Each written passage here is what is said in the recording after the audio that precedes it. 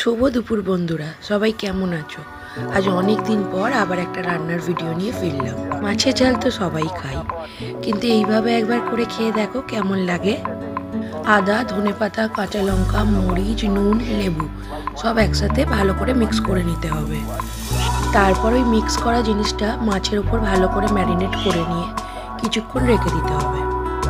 বেশ কিছুক্ষণ মাছটা ম্যারিনেট করে এইভাবে রেখে দেওয়ার পর তেল গরম করে তাতে মাছটা ভেজে নিতে হবে ভালোভাবে।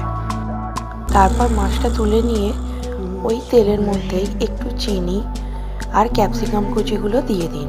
তারপর সেটা একটু ভালোভাবে ভেজে নিয়ে ক্যাপসিকামটা একটু ভাজা ভাজা হয়ে এলে ম্যারিনেটের অবশিষ্ট গ্রেভিটাও দিয়ে দিন।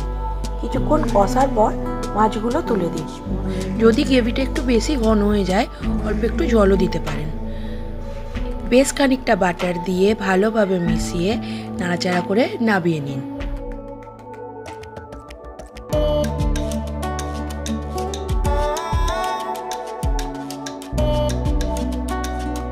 সব শেষে একটা চেরা কাঁচা লঙ্কা আর কিছুটা ধনেপাতা দিয়ে ঢাকা দিয়ে রাখুন।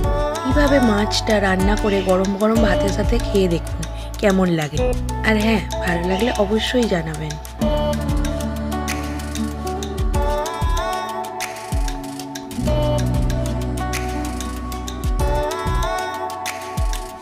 আজ আমার লাঞ্চ থালিতে আছে গরম গরম ভাত, সাথে ক্যাপসিকাম, কাঁচা লঙ্কা, ধনেপাতা, বাটার দেওয়া এই মাছের ঝাল, আলু ভাজা, আর সাথে ছিল আমের চাটনি, যেটা আমি স্কিপ করে গেছি।